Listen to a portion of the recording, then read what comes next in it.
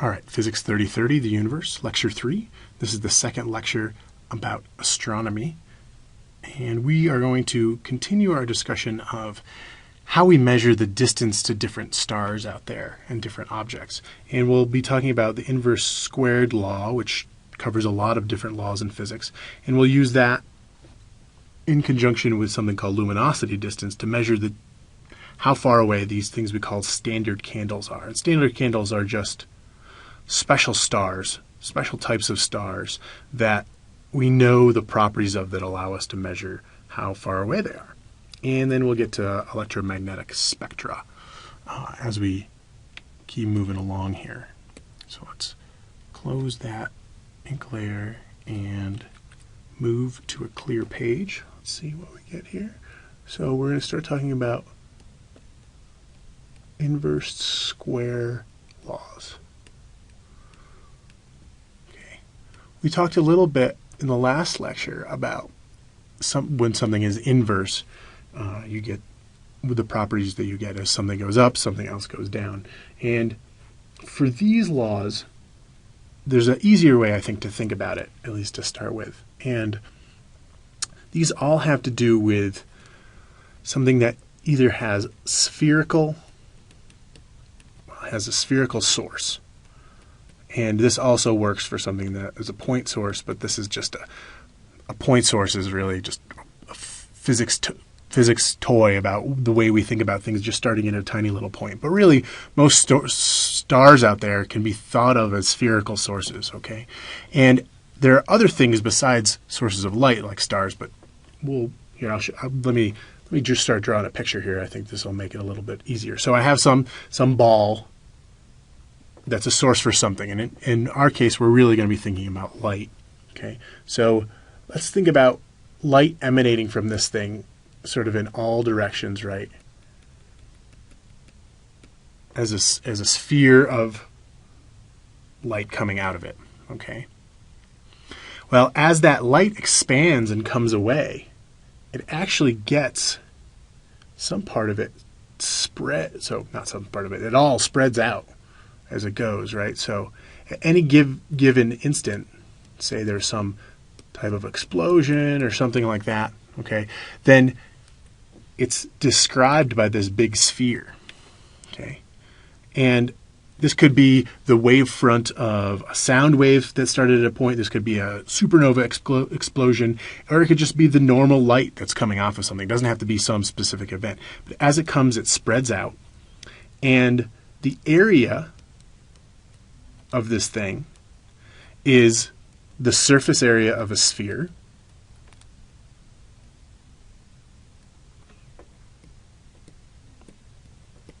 right?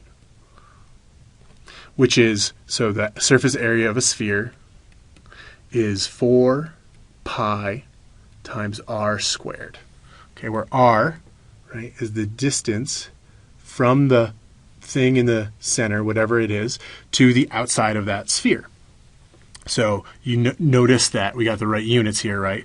R is going to be in meters or whatever, maybe light years, but squared gives us a unit of area, and 4 and pi are just numbers. Okay. Now, the power that you get that comes off of this sphere actually goes like 1 over the area, which is to say that if I'm really, really close, if I'm really far down in here, let me change color again. If I'm really close in there, that's a lot of power, right?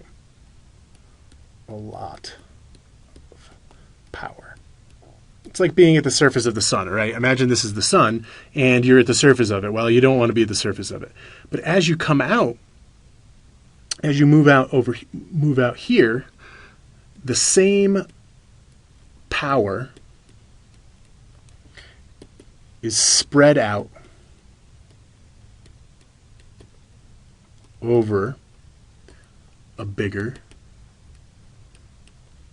area, right? And this is something we call intensity. So the intensity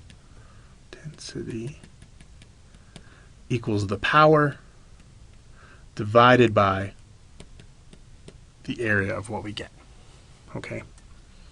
And that is to say that the further away we are, the more area, the bigger the area we're dividing by. And notice that the area is a 1 over r squared. Okay. So this is the idea behind these inverse squared laws. Okay. So it goes like the area of one of these spheres. As the sphere gets bigger and bigger, you're spreading out the power over more and more. It's the same thing as a wave. If I had a wave of water coming or something like that, as it would spread out, it would lose more and more power. Okay. This is exactly the same as thinking about, say, an air horn. Okay. If I was right next to an air horn, so some air horn that's giving out sound waves, right? This is on top of one of those aerosol cans, right? And if I was right here, man, that would hurt. I would not want my ear to be right there. But if I move way out here, so that's maybe 100 feet away, by the time I'm out there, that same sound is spread over a much bigger area, right? So this area is bigger.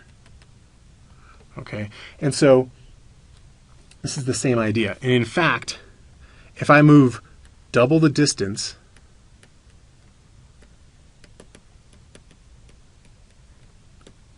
means I get a quarter of the intensity. And this is something really important. It doesn't go off. It's not linear, which would mean that if I doubled the distance, I would go half of the intensity. It's because of this r squared up here. Because of that r squared, if I double the distance, I get a quarter of the intensity. And this is really important. And just knowing this will allow us to calculate a lot of things, but this is really important for just sound, right? You get away from something and it gets that much quieter. Okay. And let me clear this board here. When we talk about this stuff, we're going to refer to it, the light coming off of a star, as the luminosity. Okay? And this is really just the power that comes off in the form of light. Now that might be a little confusing, but think about it, right? Think about a 30-watt light bulb. You guys have all probably held a 30-watt light bulb in your hand. And what is watts but the units of power? So that's what that says, is that you get 30 watts of power coming off of that light bulb. And so that's the luminosity of the light bulb. It's the same units, it's in watts. Okay? And we will often compare things to the luminosity of the sun. Okay, this is L sub dot. So when you see this, this is the luminosity of the sun.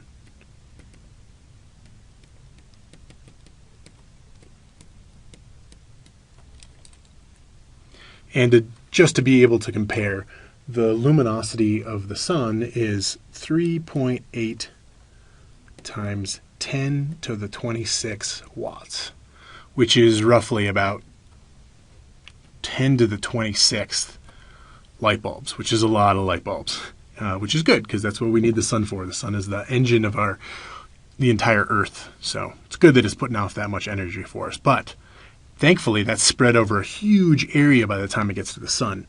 We wouldn't want to be getting all of that energy, right? This is the energy coming off of the sun in all different directions, right? And remember that as we talk about these things. Okay. Okay, so the one thing that I want to point out here is that this inverse square thing, this inverse square law, really works for all kinds of physical laws. So inverse square again here. And it works for all kinds of physical laws. So we already talked about luminosity and intensity, and that really, those are words that work for any kind of wave. So light, it works for, and sound, it works for. So these inverse square laws also work for sound, where you have something coming out of an air horn. But it also works for forces. And so there's one force that we'll talk about a lot, which is the force of gravity. Okay, and I think I may have mentioned this before. It's G, which is Newton's constant, Newton's gravitational constant, times the two masses you're talking about over r squared. Okay, and there's that r squared popping up right there. And so it's 1 over r squared, so this thing, it falls off. The power of the gravity falls off as 1 over r squared, and it really does have to do, this is really for two sort of spherical masses, right? It really has to do with two spheres kind of pulling back and forth at each other with gravity, okay? And it actually is also true for the Coulomb force, which is the Coulomb force is the electrical force, and that's another constant times Q1, Q2 over r squared, where now these are the charges, and there is that 1 over r squared again appearing. And so we get it because they have these point sources, these little point particles that are really the symmetry of them is spherical is what we say. And because it's this spherical symmetry, you get this 1 over r squared exactly because the surface area of the sphere goes like 4 pi r squared. So that's the take-home message here, right? Is that things fall off like 1 over r squared. Okay, and we'll show you how to use that to calculate how far away something is. Okay, so let's clear the board. And the idea, the trick that I want to talk about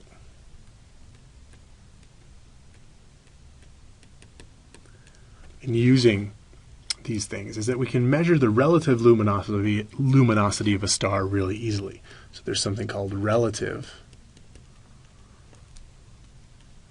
luminosity. And all this is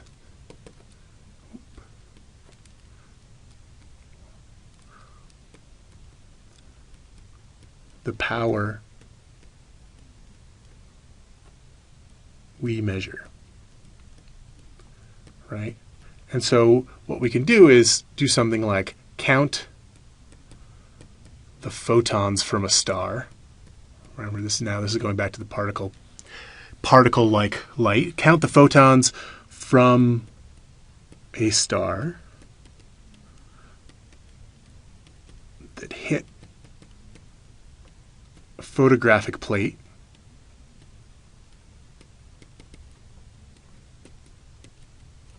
that we put at the end of our telescope, right? So from the telescope. Okay, so you count those number of photons, you count the number that hit per second, and that tells us the luminosity of the star where we are. Okay, so relative luminosity is easy to measure. We can measure it for every star out there. Easy to measure. But we don't know, so now let's draw a little picture here, right? We don't necessarily, we have some star that's out there, and by the time it gets to us here on Earth, okay, this is us, maybe I'll draw us looking. Okay, by the time it gets to us, there's some power that we see when it reaches us, okay, moving in this direction towards us. But we still don't know what the power of the star is. Now, if we knew what the power of the star was, we could calculate the difference between the luminosities and know what was going on. But for some special stars, so the trick is for some special stars,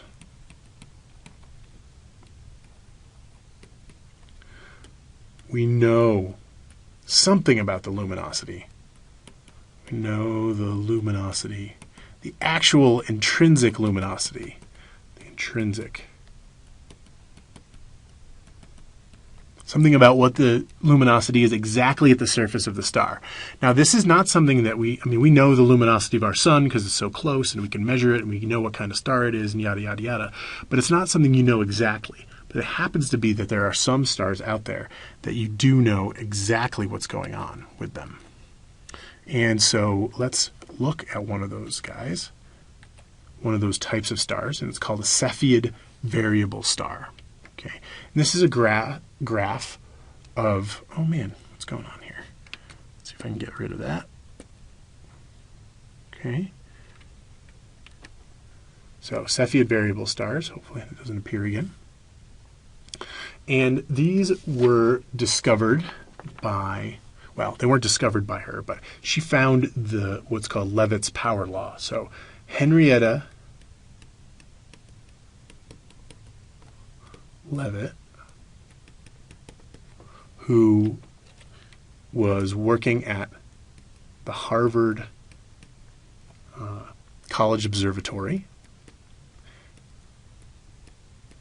And this is back in, I think, 1915, I want to say, maybe 1916, somewhere around there. She was working at the Harvard College Observatory. She was looking at all this data that had been collected. And this is one of the first times anyone had really noticed that what happened is the apparent brightness, right? So that's what's being measured on this graph here, is how bright the star is. Okay. Had some correlation with how often it peaked. Okay, so that is to say, there's some period here, so I can measure from this bright spot to this bright spot. Okay, and what happens is the way these stars work is that they go through dormant periods where they're just letting off, shining a little amount of light, and then they go to periods where they shine, lots of light comes out of them, right? And it has to do with the way the chemical reactions are going on, the nuclear reactions in the sun, and then they go back to only shedding small amounts of light, right? So this is there, this is the peak, and then this is back to this spot here, okay? And it turns out that their peak brightness, their actual, what this peak relates to, so this between these two times is what we call the period, capital T. So the distance between the two peaks, so the time between the two peaks actually relates to the total luminosity. So we relate, maybe I'll not write in red, relate. Now, intrinsic luminosity, this is a graph of the apparent luminosity, but it turns out that this actually is true for the intrinsic luminosity. So we relate that to the period. Now, once you know this for one star, it turns out that it's true for all of these Cepheid variables. So what the idea is because I have something that I can relate that has nothing to do with the apparent brightness. In other words, I can look in a telescope and it's easy to tell. It goes from bright to dark to bright to dark to bright to dark. It's easy to tell the difference between those peaks. Okay? And since I can easily tell the difference between those peaks, I can tell you what the intrinsic luminosity of the star is. Okay? So Henrietta Leavitt finds this out in the late teens of last century, and then immediately we get to start using this. Okay, and it turns out, if you're curious what the relationship actually is that it's a direct relationship, right? So as the period goes up, so does the brightness.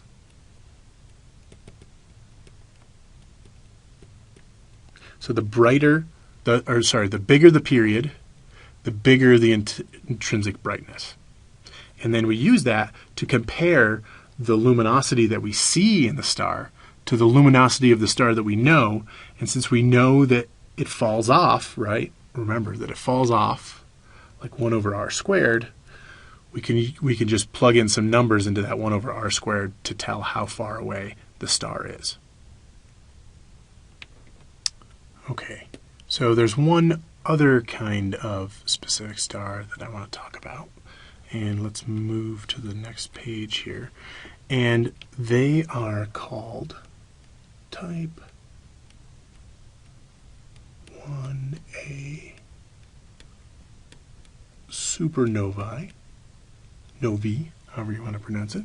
Okay, so type 1a supernovae, and these are, for those who don't know, you probably all know that supernovae are stars exploding, which is pretty cool when you think about a giant star exploding and releasing tons and tons of energy. But these are really, really important types of stars. They're really dense stars that need to be with a companion star, and the one star trades off a bunch of material to the other star. You have this little tiny compact object, and you have some big giant red star that sort of loses material to the other star there, and they're kind of rotating around each other. Crazy setup here. And they just kind of orbit around each other. And at some point, this tiny little star, which is a neutron star, really dense star, gets enough stuff from this one that it just explodes in a huge supernova. And we might get to the details when we start talking about stars much later in the course.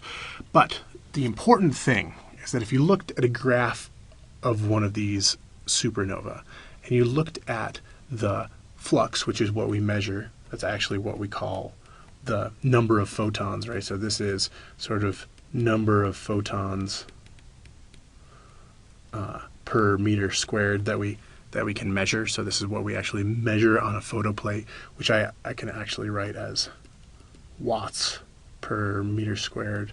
I guess centimeter squared is a popular unit too. So anyways, the flux over time, right, what ends up happening is you get the explosion, comes up, and then drops back down, and it takes a while to tail off, right?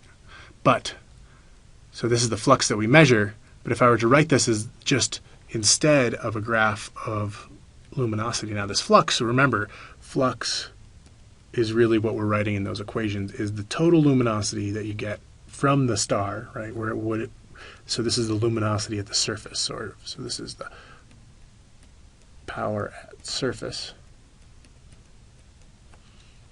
And you got to divide that by the area of where you are. So instead of writing now R, I'm going to write D, where D is the distance away. That's the distance away. This is the equation that we can actually use to calculate things. Okay, so this is the distance it is away from you. This is L. Now, if I were to write this graph L as a function of time, right, whereas this upper one changes with distance.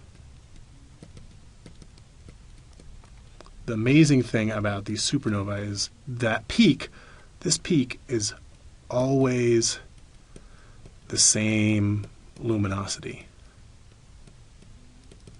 Okay, so let me go over this again. What I'm saying is this upper graph is what we see in our telescopes, okay? And this is what's actually happening at the surface. What happens at the surface? And what happens at the surface is it always releases the same amount of energy, always releases the same amount of power every single time. And because this type of star, is so exact, makes it really easy for us to be able to tell how far away they are. And these are actually much more powerful than those Cepheid variable stars.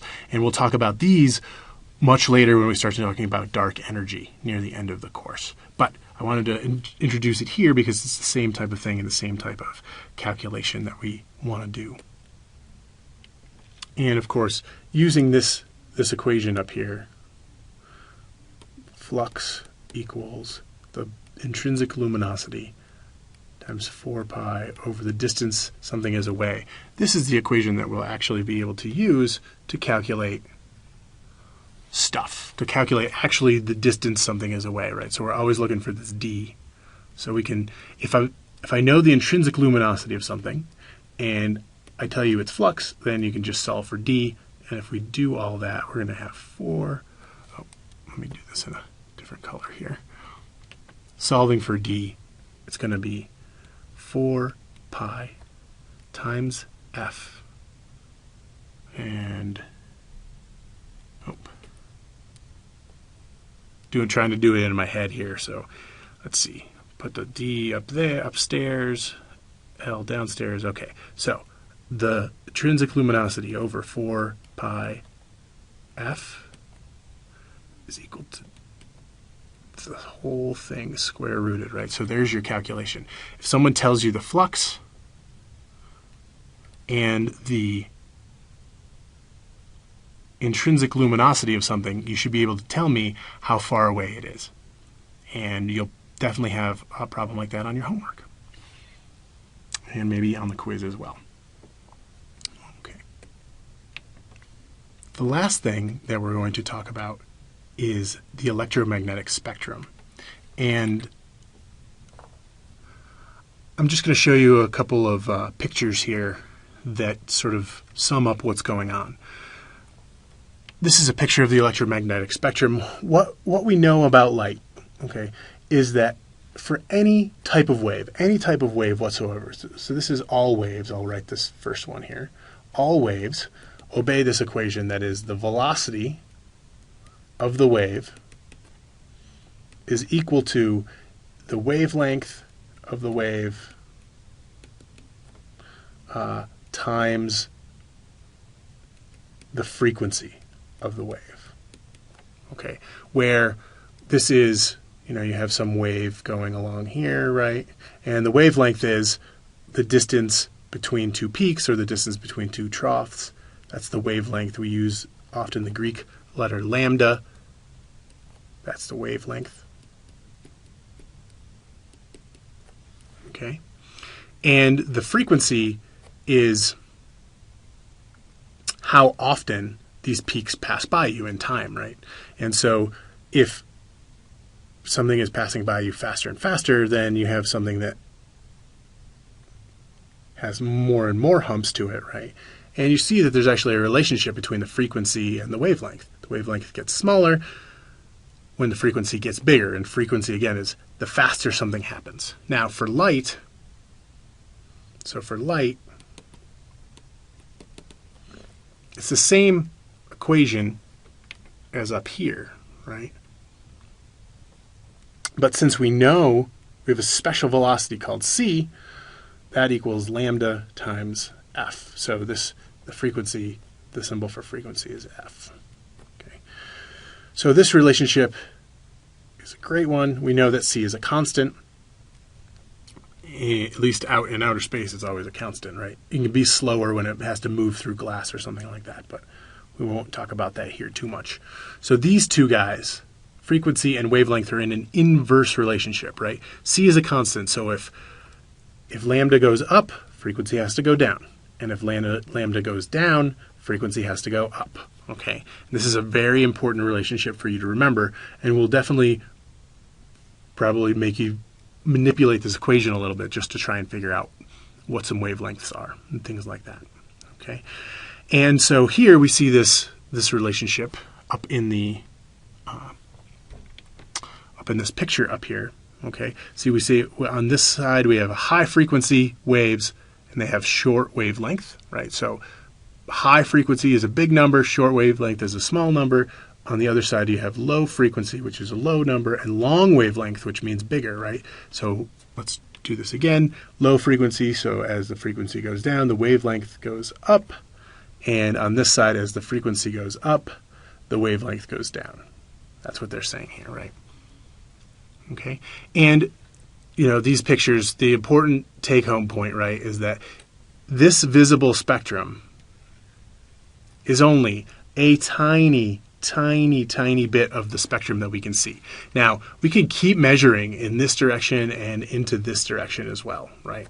And we just keep calling those radio waves, and on this end we just keep calling those gamma rays. And those are the really high energy. So this is high energy on this end, and low energy on this end. Okay, and that's another thing to really remember, right? The X-rays and gamma rays are really high energy things, whereas radio waves are are not that big of energy. They're pretty low energy. Okay. Now you might see something like, oh, this is where the microwaves are, and well, microwaves can boil water inside a microwave, and that's true, but you get some special resonance of the water molecules is what's going on. Those microwaves are tuned to excite water a lot. Okay. Now I want to also point to you, so again, this visible spectrum is only a tiny, tiny little bit of the whole spectrum up above. But notice on the visible spectrum that we have two ends of it, right? This is the blue, and the other direction, thankfully my three colors cover these, right? The other direction is the red direction. And this is going to become important in the next lecture when we start talking about red shift and blue shift and whatever. And we define directions. So we define directions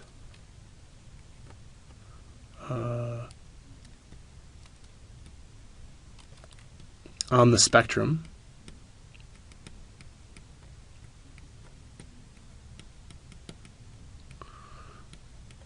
using these directions that I just pointed to you, using red and blue.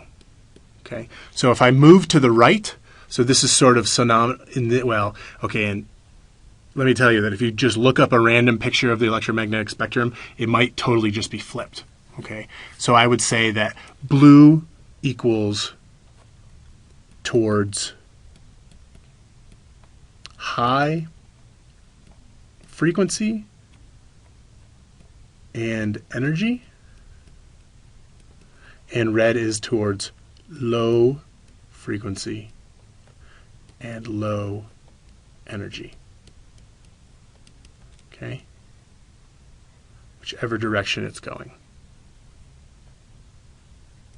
So that's the way to keep things in mind. Whether I'm in, I could still be, remember, it's just an absolute direction. So if I'm up here in the infrared, okay, and I decide to go to the right, I'm in the infrared, so it seems like who knows what. But if I go to the right, I'm going in the blue direction. We could say that's blue shifting. If I go the opposite direction, then I'm red shifting. Even if I'm in the ultraviolet or whatever, it's just that absolute direction. Okay, and this can get weirder because if imagine I'm at the edge of the infrared, and I go, let's do the blue here. Come on. So I'm up here by the colored spectrum, and I go towards the, I don't know what's going on. So I go towards the right. Well, I can shift into the red, but I'm going in the blue direction. Okay. So again, just think about it in that way.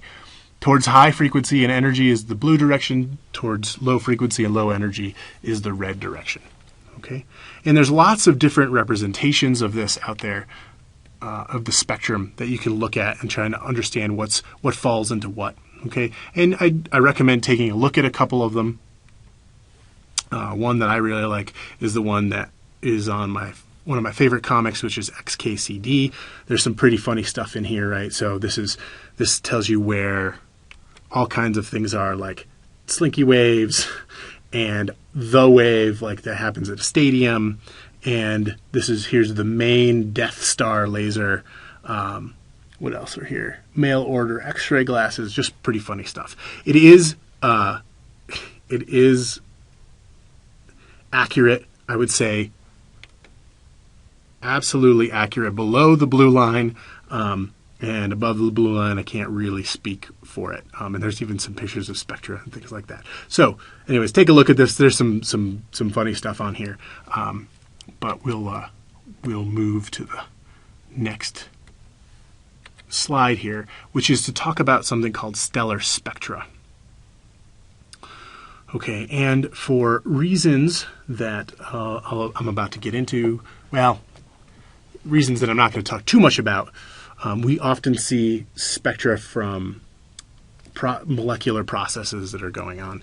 And, all right, so I'll talk about it a little bit in detail in a second. But, so if I have light, let me show you here. If I have light that's coming from some white source of not pure light. There's not just one gas or something going on there. This is actually, in a light bulb, is a vibration of electrons. It's giving off all kinds of light through a prism, and you see all of the different spectra over here. They're spread over the spectrum, and you just kind of see a continuum spectrum.